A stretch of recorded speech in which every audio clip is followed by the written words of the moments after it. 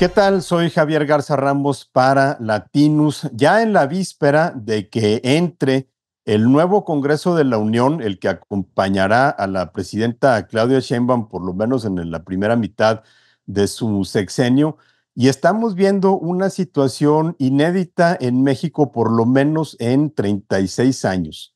Es decir, lo que estamos viendo en el Congreso de la Unión es algo de lo que muchos mexicanos no tienen memoria. Una Cámara de Diputados, un Senado controlados completa y absolutamente por una sola fuerza política, independientemente de que Morena haya ido en coalición con el PT y el Verde. La realidad es que sus tres bancadas constituyen un solo bloque de control que le ha dado a la presidenta electa Claudia Sheinbaum y al presidente López Obrador en su último mes de gobierno una supermayoría, una mayoría calificada para poder cambiar la Constitución sin tener que llegar a acuerdos o consensos con otros partidos políticos. Y esto es algo que no veíamos desde las épocas del poder absoluto del PRI. Fue la última legislatura del sexenio de Miguel de la Madrid, la 53, de 1985 a 1988, en la que el PRI gozó de una mayoría calificada. En esa ocasión, por ejemplo, el PRI tenía 72% de la Cámara de Diputados y podía hacer cualquier reforma sin tomar en cuenta al PAN o en aquel entonces a los distintos partidos de izquierda que después se coaligarían en el PRD.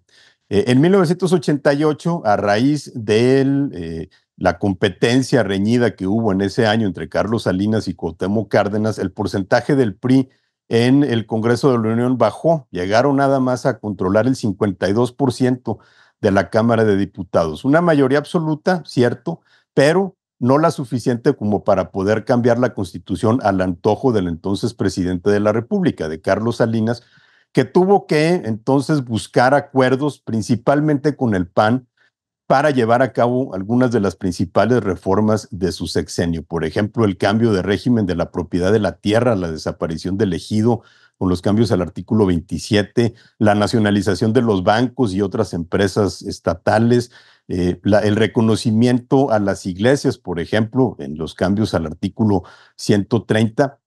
Esos los tuvo que hacer Salinas, por lo menos con el concurso de otra fuerza política. El porcentaje del PRI en la Cámara aumentó en las elecciones siguientes a 60% en 1991, a 62% en 1994, pero aún así el PRI se veía obligado a negociar. Y fue también como Zedillo, por ejemplo, tuvo que acordar con otros partidos las reformas al Poder Judicial.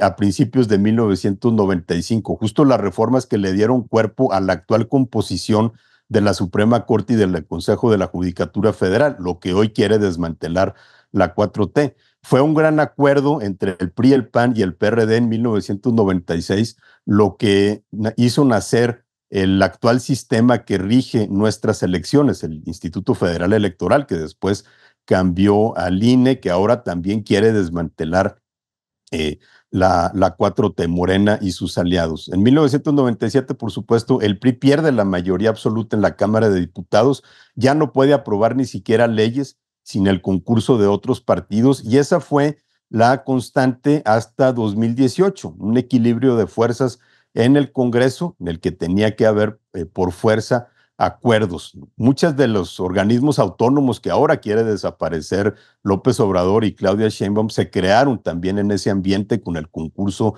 de panistas, también de muchos perredistas que hoy están en Morena. Y así desembocamos en el 2018, en donde el presidente López Obrador goza de amplias mayorías, pero tampoco suficientes como para cambiar la Constitución a su antojo. Eso ya lo tiene Claudia Sheinbaum, por primera vez lo estamos viendo. Entonces, cabe preguntarnos cuál va a ser la responsabilidad con la que Morena, sus aliados, la presidenta Sheinbaum van a tomar esta supermayoría, porque a final de cuentas este es un país muy, muy distinto al que había en 1988, muy cambiado, con una ciudadanía muchísimo más despierta y más demandante de garantías de equidad y democracia. Fue apabullante, sin duda, la votación que tuvo Morena, pero también a final de cuentas una aritmética con el reparto de los plurinominales le ha permitido llegar a donde estamos, un capítulo inédito en la historia reciente de México.